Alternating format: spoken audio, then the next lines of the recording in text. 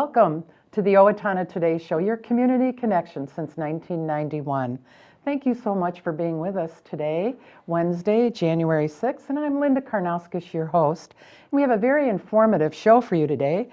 First part of our show, we're going to be visiting with our Representative John Petersburg from the House of Representatives. And then second, we're going to go on location with Linda to the Birchwood Cottages, and we'll be interviewing the director there, Julie Wood. And as a reminder, we would appreciate your input about what you would like to see this program for show topics, guests. Do you know of a special event happening in our area, or do you know of someone who deserves some recognition for what they do for our community? If so, please contact us by emailing us at owatonnatoday@charter.net or by calling our producer Leanne Alt at 390-5751. We will take a quick break for some messages from our sponsors, and we'll be right back with our first guest, Representative John Petersburg. Please stay with us. Hi, I'm Dr. Beth Giltvet. And I'm Dr. Nick Vincelli of Horizon Eye Care. We want you to see what you love and love how you see. We're proud sponsors of the Owatonna Today Show. I needed more than just another dead-end job. I wanted a career, so I expressed myself. With the kids off to college, I decided it was time for me to go back to work and express myself. Express got me in touch with some really great companies. Now I'm on my way to a great career. Express Employment Professionals is in contact with thousands of companies in need of quality employees. Come in now and get the job you deserve. Express yourself today.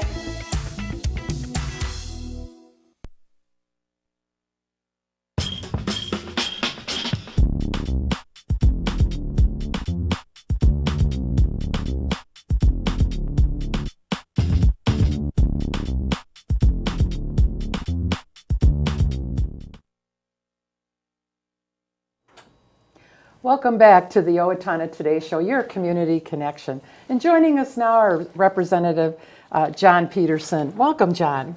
Welcome. Thank you for taking time out of your schedule. Well, thank you, Linda. It's always nice to be back here and allow me to kind of bring everybody up to speed about what's happening up at the legislature. Even though we've been off since May, there's still been some things going on, and there's a lot going on this coming year as well. So it's exciting to be able to talk about that, and especially in this new year. Here we're just a few days into the new year, and I'm hoping everybody's having a great new year at this particular point. So.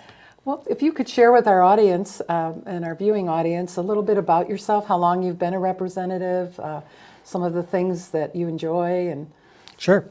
I made a decision to run for Minnesota's House of Representatives 4 years ago already in 2012, and was elected that year. So 2013 was the first year that I was in session.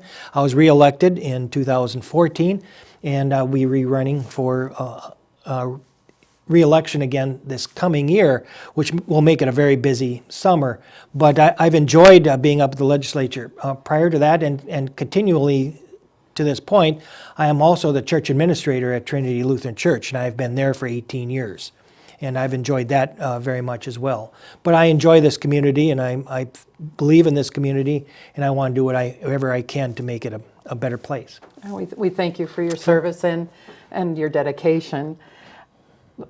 Let's talk about some of the topics that are a little near and dear to your heart. And the special session is coming up, or we're talking about the special session, whether there'll be one. What is your insight on that? It's hard to tell. The governor is the only one that can actually call a special session, and that decision is up to him. He has talked about a special session for a couple other topics, and so we aren't real sure whether or not he will.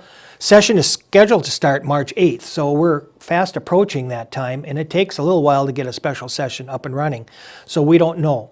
But there have been 3 topics that have been passed around, and there are actually some subcommittees that are working on, working groups that are working on those topics. One of them is the Real ID issue in regards to identity and how our driver's license are accepted internationally as well as nationally.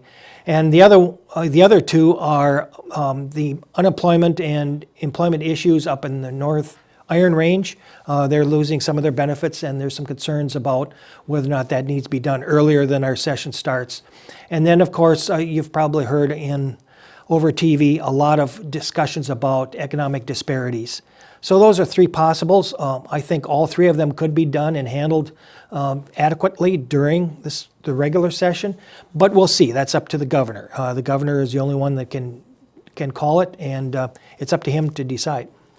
When you convene and you go back to the legislation, what is your priorities? What are two priorities or a couple priorities that you think will be for you, or are priorities for you? Sure. There are a few of them. One, of course, is that this year, which is the second year of the biennium, is a bonding year, meaning that we have to provide a bill for all of the bonding issues, which are really infrastructure needs for around the state.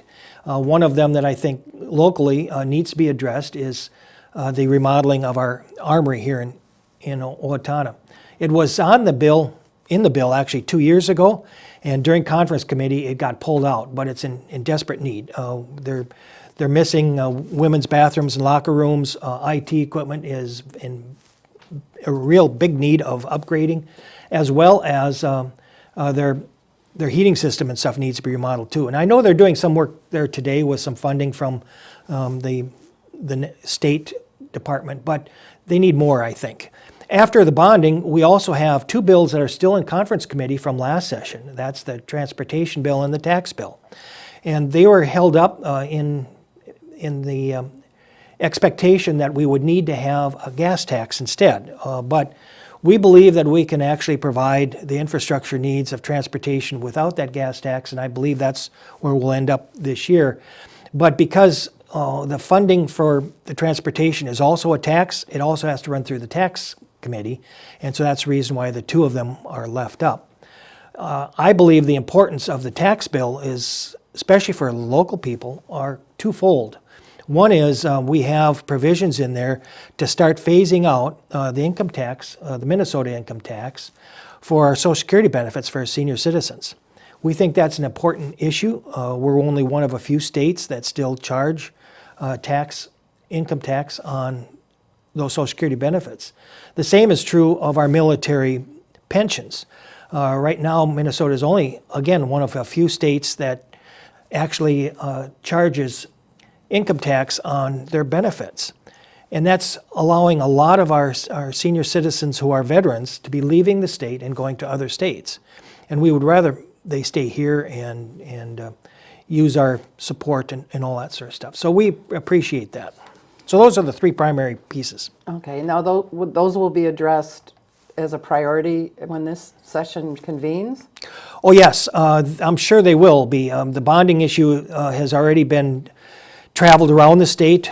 Both the Senate and the House bonding committees have met with various other areas, and as soon as we get back into session, we'll be starting to work on the conference committee bills out of transportation and taxes. I am on the Transportation Conference Committee, so I'm hoping to have some input into getting that off the ground and running so we can really get invested. Things like finishing Highway 14, which is a dear subject to me that I really want to get done, can be accomplished if we start investing in those funds, and we need to do that. And what funds are those again?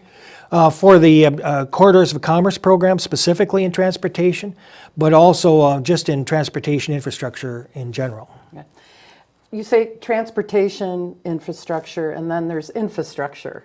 Sure. Where does the just infrastructure fall in some of these bills, or when we address them? And if you could define that for our viewers. Sure. Transportation is carved out, so its infrastructure, which includes any of its buildings and roads and bridges, all need to be funded through its own funding mechanism, primarily through gasoline taxes, sales tax on vehicles, and license tab fees. It gets most of it.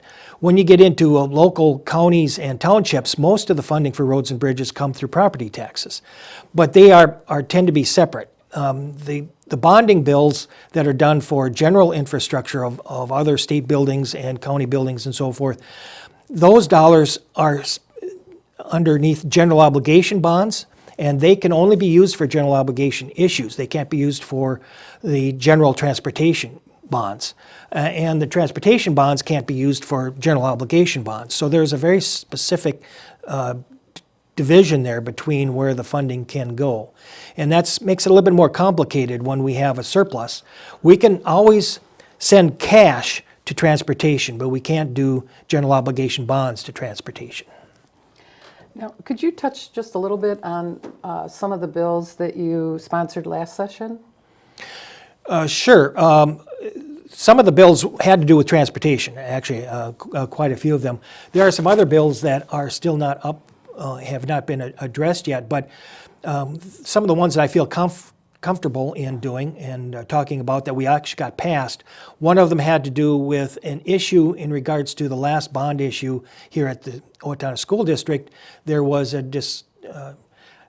I guess there was a misunderstanding between the Board of Education and how the ballot was created, in which the Board of Education here of Owatonna got some differing information, and so they didn't have the ballot right. Well, we got that corrected so that they didn't lose any funding.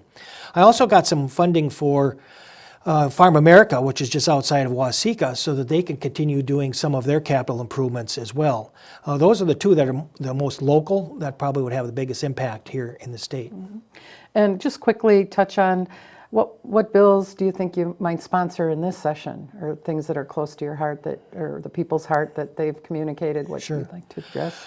Well, I would like to be involved with, there's some more bills coming up in regards to health care as well as senior care, and I think that's important for us to keep working on. Health care has become a very big topic issue. Of course, transportation, and I have a few more ideas for some bills that are coming through there. And every once in a while I get contact from our constituents who also have some ideas on bills, and I keep putting them forward. So I'll have quite a few moving forward from this point on. Is there anything else quickly that you'd like to touch on with our viewers about anything that maybe you'd appreciate hearing more about? No, other than I really appreciate people calling and talking to me and sending emails and saying hi and letting me know what their thoughts are. It's a lot of work, and yet it's together that we really are accomplishing what we need to do. So I really appreciate the opportunity to serve this community. I appreciate the opportunity to go up to St. Paul and do the hard work that's necessary, because I really feel it's a calling. It's something that I feel that I should be doing, and I will do the best that I can. So I just want to say thank you to everybody, and to have a great, happy new year. Well, thank you for visiting with us, and the best to you with your upcoming session. And we wish you the best, and we'll be watching. And then if you could just tell quickly our viewers, how could they get in touch with you? Well, I think it's been in front of the screen here a few times, but my phone number, and I don't call it myself, so I have to look down to get it, is 651-296-5368. And of course, there's also the email that you can also contact my office, or look on the website on the state. And by the way, congratulations on your start here, and have a good time out and about. I hear you're going to be off-site. So. Well, thank you, and we appreciate your time and wish you the best for this 2016. Well, we'll take a quick break, and then we're going to hear from our messages from our sponsors, and then we'll be coming up. We'll be at the Birchwood Cottages with Linda on location, so please stay with us. Hi, this is Eric with the West Hills Tennis and Fitness Center. A heated swimming pool, sauna, running track, cardio room, basketball court, weight room, and 6 tennis courts are among the amenities you can enjoy at our facility. We have a variety of membership packages available to meet the needs of everyone, or you can simply drop in for the day. Stop out today and take advantage of all we have to offer. West Hills Tennis and Fitness, encouraging and promoting a healthy lifestyle. Amy Swain Hearing Centers is a proud sponsor of the Owatonna Today Show. I'm Dr. Amy Swain, and I want everyone to hear better.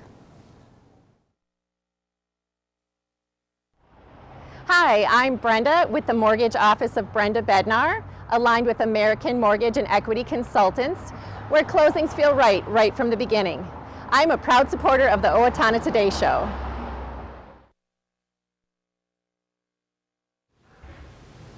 I'm Deb Gillard. And I'm Shaw McNulty with Brookdale Owatonna Assisted Living and Memory Care, where we provide optimum living activities to keep our residents engaged in life. and we are a proud sponsor of the Owatonna Today Show. Welcome back to the Owatonna Today Show, your community connection since 1991. My name is Linda Karnauskas, I'm your host, and we're here today at the Birchwood Cottages with Director Julie Wood, and it's a memory care residence. Hi Julie, how are you? I'm good, thanks. Welcome to our cottage. Yeah, thank you for having us today. Thanks for coming. Now Julie, tell us, how did you become interested in this work, and how did you get to be the director here at Birchwood Cottages? You know, I've done many things in my career, but it just keeps circling back to old people. I started years ago as a secretary. Then when I was in college, I worked in the dining department of a large nursing home, and for me, I'm a licensed social worker, and the people I want to serve are old people. Good. Well, we're glad you're here. I'm sure they're glad you're here. Can you tell us how many residents you have here? Well, our cottage is designed to be a home for up to 28 people.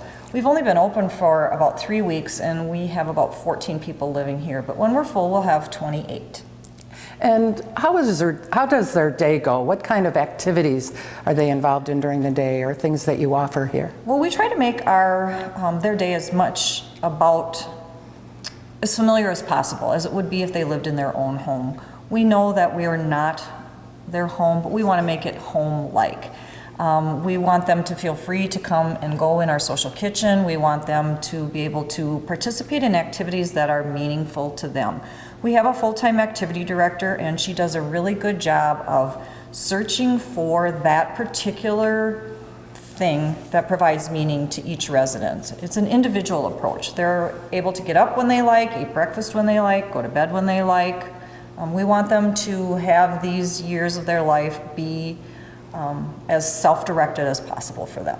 So when each person comes and decides, well, this is where I'd like to be, are they assessed somehow, or does a team look at them? Or every person that comes here receives a nursing assessment. That's required by the Minnesota the Comprehensive Home Care License, which is one of the licenses under which we provide care.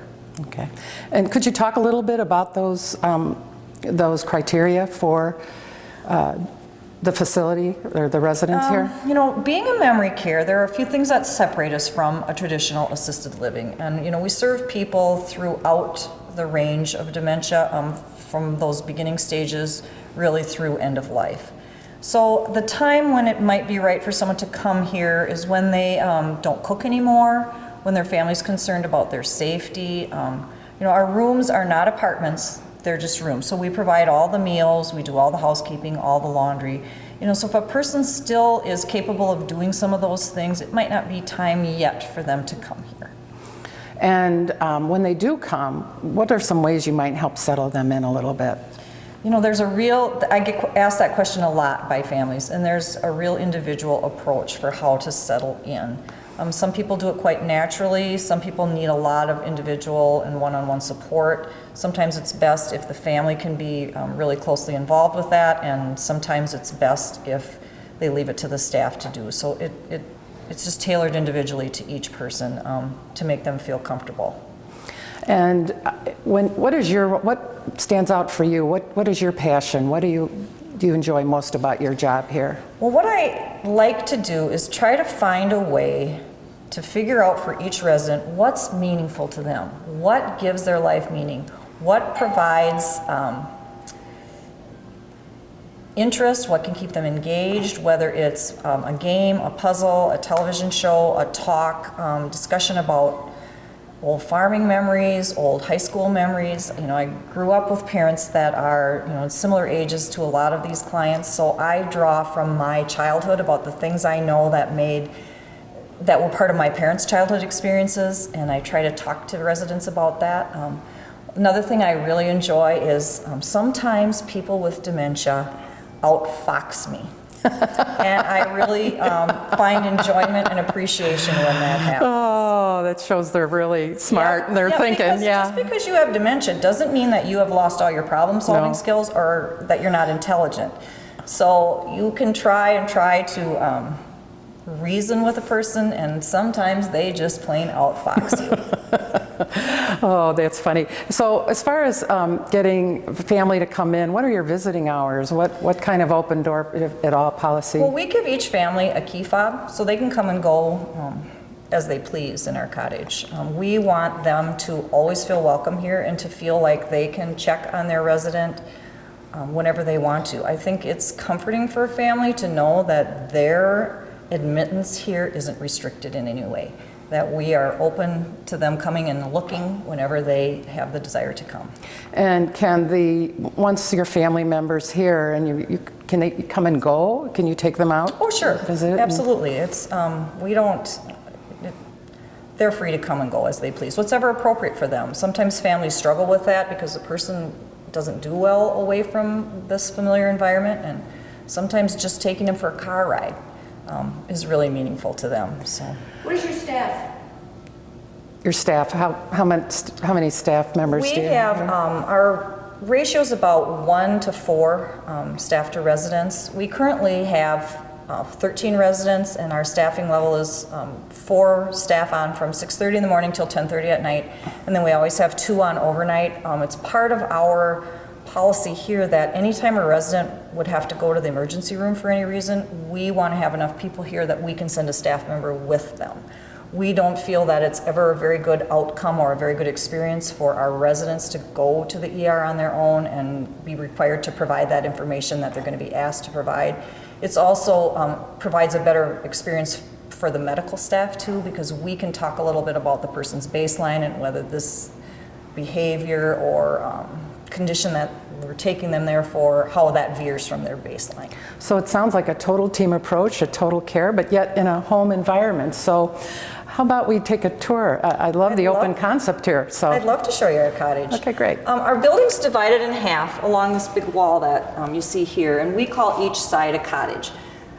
There's really no difference. They're sort of mirror images of one another. They're just how they're decorated. This is what we refer to as the garden side. The other side is the lodge side, and it's just a matter of colors and decorations. We have this open concept kitchen. We refer to this as the social kitchen. We can't actually do our cooking here, but we want this to feel like a home. And everybody comes from a home where there's a kitchen, and they are free to go in and out of their kitchen as they please.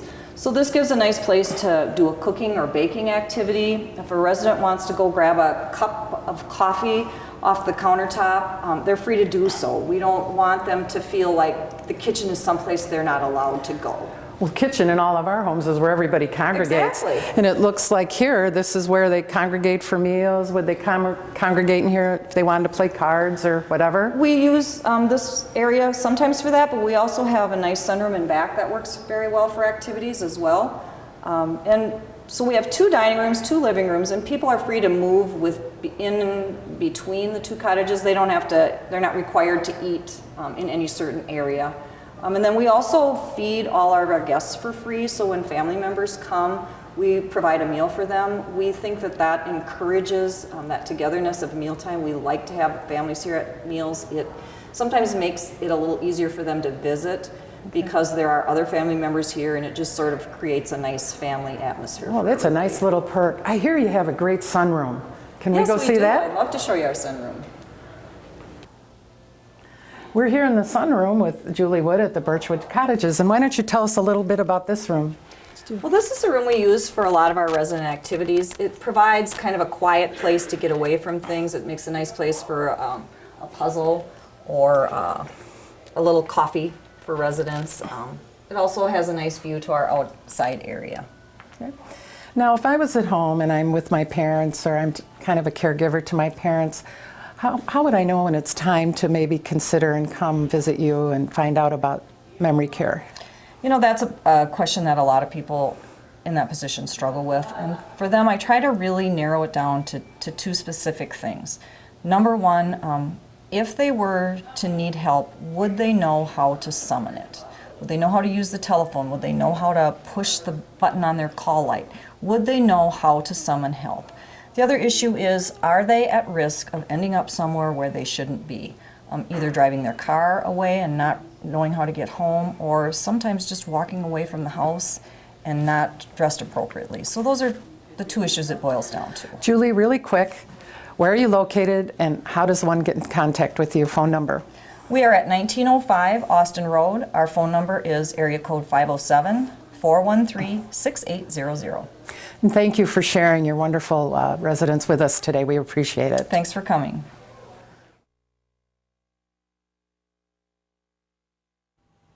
Hello, my name is Katie Marshall. A year ago, my family and I became homeless. We were scared and alone. Today, with the help of Steele County Transitional Housing and generous donors like you, my family and I are safely housed. I am working, going to college, paying my rent on time. My children have a warm bed to sleep in every night. My family and I are so grateful for this second chance. Please help others in need by donating to transitional housing today. Everyone deserves a safe place to live. Welcome to Bremer Bank. I am Jason Iberg. And I am Shannon Pedersen. Bremer is a full financial services bank. We invite you to stop by Bremer Bank and experience the Bremer difference. You are always welcome at Bremer. Welcome back to the Owatonna Today Show, your community connection. Thanks so much for staying with us, and we have some community announcements for you. Hi, I'm Jody Blyson with the staff. Happy New Year from all of us at the Steele County Humane Society. Our SCHS felines were given a wonderful present, a sponsor.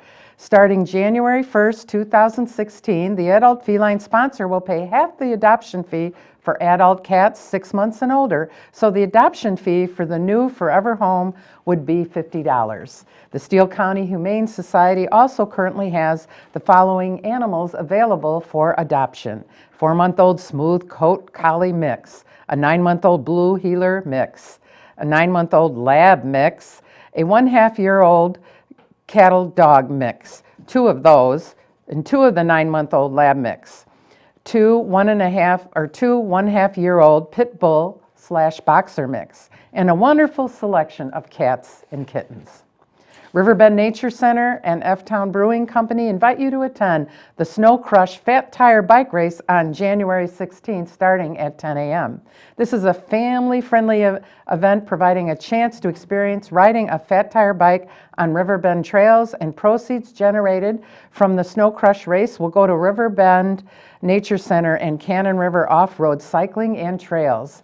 The Snow Crush race entry fee is $25 in advance or $30 on the day of the race. For more information or to register, please call Riverbend at 507-332-7151 or visit their website at www.rbnc.org. The next evening support group for caregivers assisting people with Alzheimer's or another dementia will be Tuesday, January 5th, 2016 from 6 to 7 at the Owatonna Public Library, 105 North Elm Avenue in the 3rd floor small conference room adjacent to the Gainey Room. Alzheimer's Association caregiver support groups are designed to provide emotional education and social support for caregivers through regularly scheduled meetings. For more information or to RSVP, call Deb Gillard at 507-676-0411 or dgillard@brookdale.com for an email.